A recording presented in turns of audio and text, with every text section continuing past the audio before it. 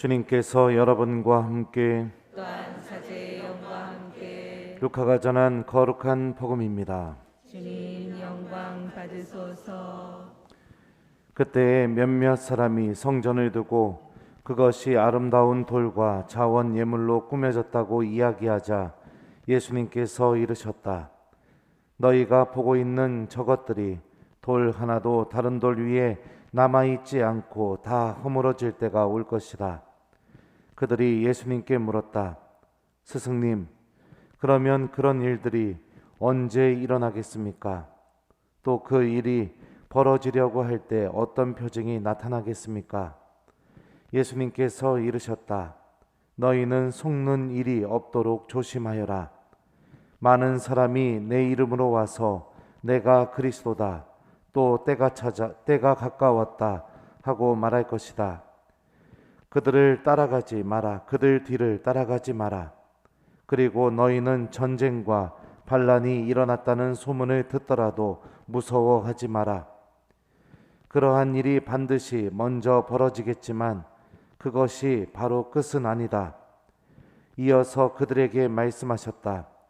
민족과 민족이 맞서 일어나고 나라와 나라가 맞서 일어나며 큰 지진이 발생하고 곳곳에 기근과 전염병이 생길 것이다. 그리고 하늘에서는 무서운 일들과 큰 표징들이 일어날 것이다. 그러나 이 모든 일에 앞서 사람들이 너희에게 손을 대어 박해할 것이다. 너희를 회당과 감옥에 넘기고 내 이름 때문에 너희를 임금들과 총독들 앞으로 끌고 갈 것이다. 이러한 일이 너희에게 증언할 기회가 될 것이다. 그러나 너희는 명심하여 변론할 말을 미리부터 준비하지 마라.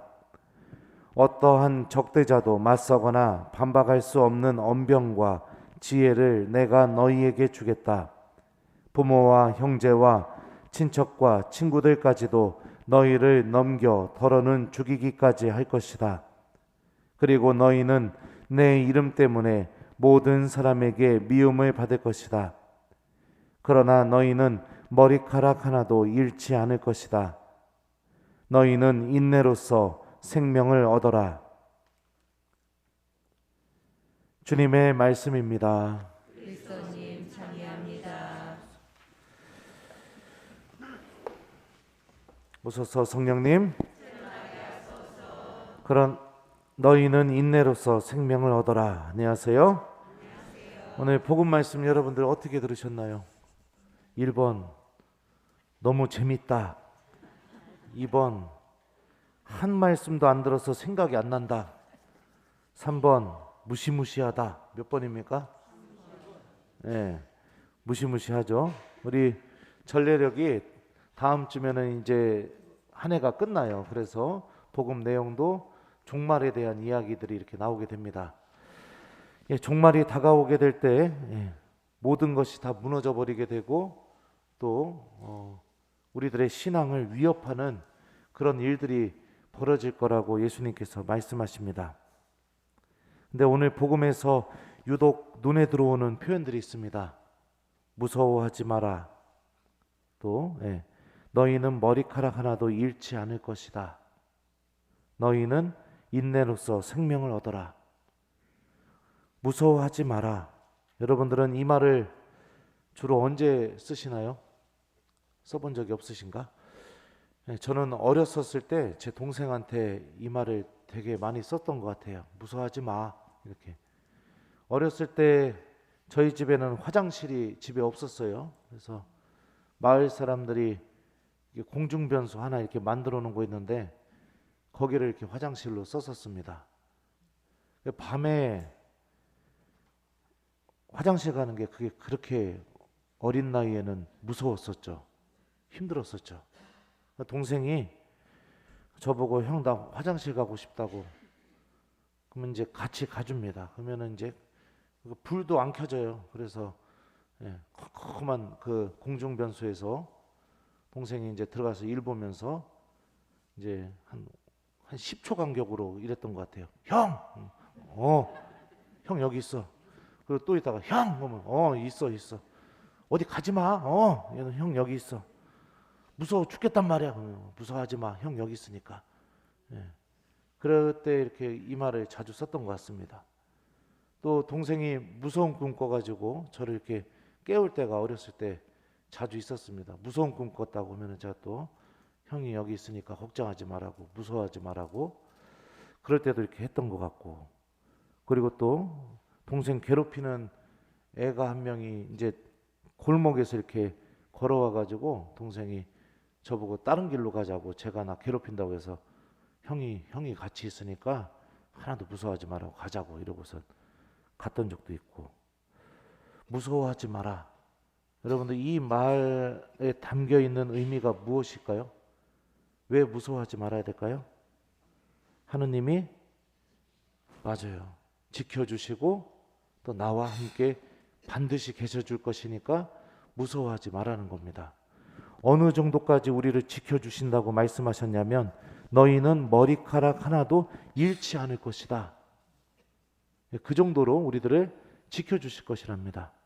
설사 우리가 하느님에 대한 믿음 때문에 죽음을 맞이한다 하더라도 하느님께서는 그 죽음을 통해서 우리들을 부활시키고 영원한 생명으로 초대해 주실 것이기 때문에 절대로 무서워하지 마라. 너희가 갖고 있는 믿음을 잘 간직하여라 라고 이렇게 예수님께서 말씀하시는 것처럼 들립니다. 특히 오늘 복음에 보면 예수님께서 이렇게 말씀하시죠. 너희는 인내로서 생명을 얻어라. 인내라는 우리나라 말의 뜻은 뭐죠? 참고 견디는 겁니다. 참고 견디는 것. 그런데 그리스 말의 인내라는 단어는요, 조금 이 어원적으로 보면 우리가 생각해 볼 게 있습니다. 휘포모네라고 하는데요, 휘포라는 단어는 뭐뭐 옆에, 또 뭐뭐 아래에, 또 뭐뭐 근처에, 이런 의미를 갖고 있습니다. 그리고 모네라는 이 단어는 메노라는 동사에서 왔는데, 이 메노라는 단어가 머물다, 그런 의미를 갖고 있어요. 그러니까 이 단어가 생긴 꼴을 보면은 누구 옆에 계속해서 머물고 있는 거, 누구 아래에 계속해서 머물고 있는 거, 이게 이 인내라는 말 안에 담겨져 있는 의미라고 볼 수 있죠. 그러니까 우리가 어떤 일이 있어도 예수님 곁에 계속해서 머무는 것을 선택하는 거, 그리고 무슨 일이 벌어진다 하더라도 우리가 예수님의 은총과 특별한 보호 아래에 계속해서 머물려고 하는 것, 그게 바로 인내하는 삶이고, 그리고 그 인내하는 삶을 통해 주님께서 우리에게 생명을 주신다는 겁니다.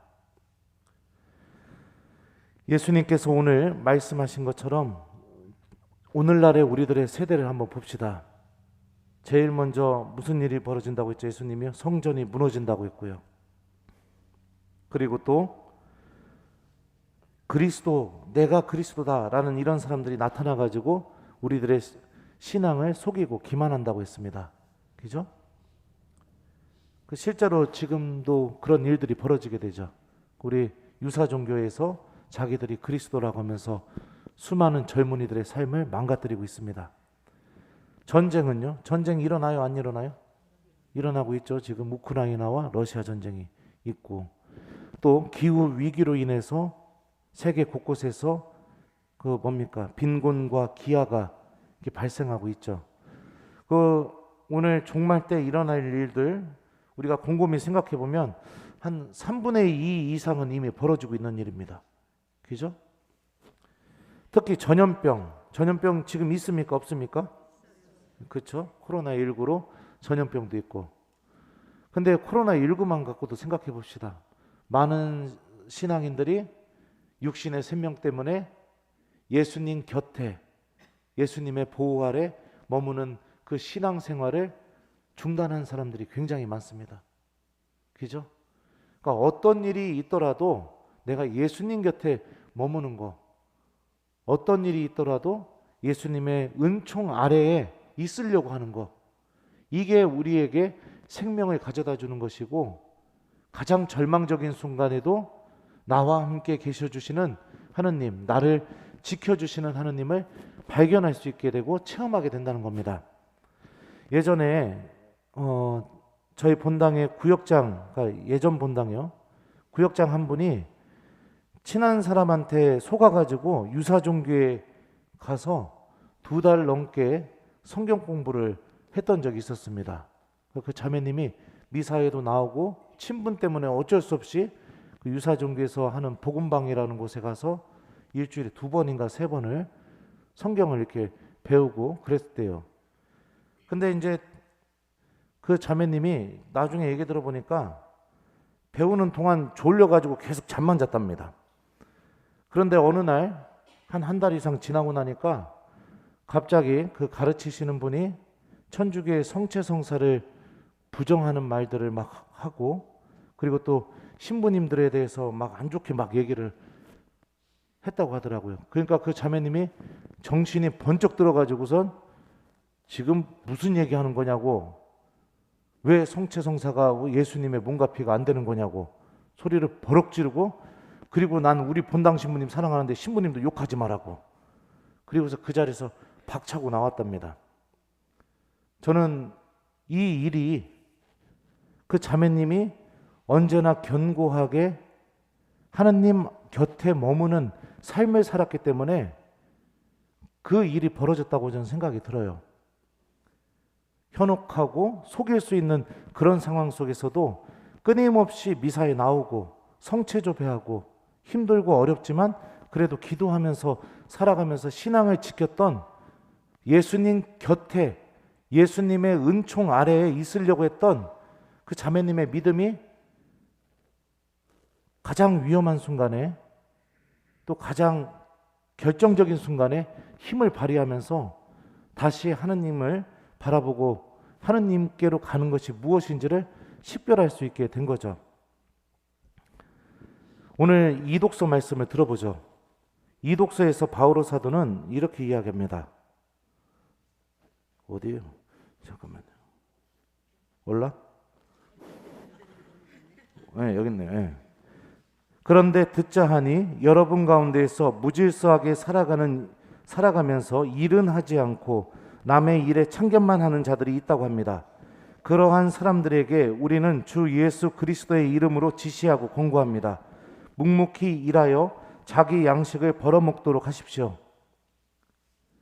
테살로니가 2서는 여러분들 종말에 대한 내용을 알려주기 위해서 쓴 편지입니다.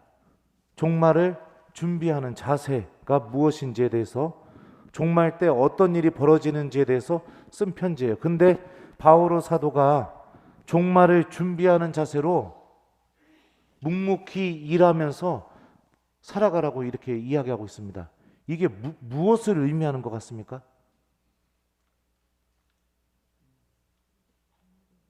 자기가 일해서 그걸로 자기 밥 먹으면서 살아갑니다. 종말을 준비하는 자세로. 이게 뭐를 얘기하는 것 같아요? 마지막 순간에 내가 갖고 있는 거 다 내던지고 주님 믿습니다, 회개하겠습니다, 이게 절대로 안 통한다는 겁니다. 하루하루 성실하게 하나님을 믿으면서 살아가는 그 믿음이 종말을 준비하는 자세지, 종말이 다가왔다고 해서 일도 안 하고, 종말이 다가왔다고 해서 뭐 학교도 안 가고, 종말이 다가왔다고 해서 이것도 안 하고, 그냥 평상시에는 하나님에 대한 믿음 없이 살아가다가 막판에 하나님 살려주십시오, 그렇게 벼락치기 하듯이 그렇게 살아가는 삶은 우리를 구원해 줄 수 있는 힘을 갖고 있지 않다는 겁니다. 왜냐하면 평상시에도 하나님을 버렸었는데 그 순간 절실하게 매달린다 하더라도요, 신앙을 뒤흔들어 놓는 일들이 생기게 되면 그 믿음이 그 수많은 일들을 이겨낼 수 있는 힘을 갖고 있는지 당연히 가질 수가 없겠죠. 아주 성실하게 하나님에 대해서 믿음을 갖고 살아가는 삶, 이 삶이 바로 우리에게 생명을 가져다 줄 수 있고, 구원은 일상의 삶 안에서부터 시작된다는 것을 바오로 사도가 말하고 싶었기 때문에 성실하게 일하라고 그렇게 말하고 있는 거죠. 우리들도 마찬가지입니다. 하루하루 성실하게 예수님 곁에 있으려고 하고 예수님의 은총 아래에 있으려고 하는 삶, 돈 때문에, 취미 때문에, 게으름 때문에, 친분 때문에 예수님 곁을 계속해서 떠나고 예수님의 은총으로부터 멀어지는 그런 선택을 하는 게 아니라 그럼에도 불구하고 예수님 곁에 있으려고 하는 삶, 이 삶이 우리에게 생명을 가져다 준다는 것을 우리가 생각해 볼 수 있죠. 일독서 말씀도 들어보죠. 그러나 나의 이름을 경외하는 너희에게는 의로움의 태양이 날개에 치유를 싣고 떠오르리라. 자, 마지막 날에, 주님의 날에 벌어질 일입니다. 죄인들과 악인들은 다 사라져 버릴 것이고 나의 이름을 경외하는 너희는 하나님이 어떻게 만나 주시느냐? 치유를 싣고, 그러니까 나를 위로해 주고 치유해 주시고 그런 모습으로 우리들을 만나 주시겠다고 일독서에서 말씀하고 계십니다. 여러분들의 믿음은 여러분들을 살릴 힘을 가지고 있습니다. 예수님께서도 복음서에서 병자들, 죄인들을 만날 때마다 한결같이 하셨던 말씀이 내 믿음이 너를 구원하였다 라고 그렇게 말씀하셨죠. 내 믿음이 나를 구원할 힘을 갖고 있다는 것을 기억하면서 너희는 인내로서 생명을 얻어라. 이 예수님의 말씀처럼 내가 끊임없이 예수님 곁에 머물고 예수님 은총 아래에 있으려고 하는 그런 선택을 하는 신앙인이 되도록 노력해 보셨으면 좋겠습니다. 특별히 오늘은 세계 가난한 이의 날입니다. 우리 모두는 심판 때에, 종말 때에 이 말씀으로 하느님 앞에 서게 될 것입니다. 너희는 내가 굶주렸을 때 먹을 것을 주었고 내가 목말랐을 때 마실 것을 주었으며 내가 나그네였을 때 따뜻이 맞아들였다. 또 내가 헐벗었을 때 입을 것을 주었고 내가 병들었을 때 돌보아 주었으며 내가 감옥에 있을 때 찾아주었다. 내가 진실로 너희에게 말한다. 너희가 내 형제들인 이 가장 작은 이들 가운데 한 사람에게 준 것이 바로 나에게 준 것이다. 프란치스코 교황님은 담화를 발표하시면서 우리가 가난한 이들에게 다가가는 게 어떤 의미인지에 대해서 오늘 이렇게 말씀하셨어요. 가난한 이들과의 만남은 우리가 지닌 수많은 걱정과 실체 없는 두려움을 없애주고 삶에서 참으로 중요한 것, 곧 그 누구도 빼앗아 갈 수 없는 보물인 거저받는 참사랑에 이르게 해줍니다. 가난한 이들은 우리가 자선을 베푸는 대상이기 이전에 우리를 불안과 피상성의 덫에서 해방되도록 도와줄 수 있는 사람들입니다. 우리 각자의 종말과 또 우리 각자의 예수님과의 만남 그리고 심판을 준비하면서 특별히 오늘 하루만큼은 여러분들 가난한 이들에 대해서 좀 더 관심을 갖고 그리고 행동으로도 그들에게 무엇인가를 보여주고 또 다가가는 그런 하루를 또 보냈으면 좋겠습니다. 자, 숙제 드릴게요. 일주일 동안 여러분들 특별히 아침 기도, 저녁 기도 성실하게 하기, 이게 숙제입니다. 구원은요, 여러분들 오늘 하루, 그러니까 일상의 삶 안에서 시작됩니다. 마지막에 천재지변이 일어나서 이제 일도 때려치고 직장도 때려치고 다 때려치고 주님 믿습니다, 믿습니다. 이거 절대 안 통합니다. 하루하루 성실하게 예수님 곁에 머물고 예수님의 은총과 보호 아래에 있으려고 내가 노력하는 거, 거기서부터 구원이 시작된다는 걸 기억하면서 이번 일주일 동안 아침 기도, 저녁 기도 아주 성실하게 한번 바쳐보는 한 주간이 되었으면 좋겠습니다. 그리고 교황님의 말씀처럼 가난한 이들에게도 실질적인 도움을 주는 한 주간이 되었으면 좋겠습니다. 너희는 인내로서 생명을 얻어라. 아멘.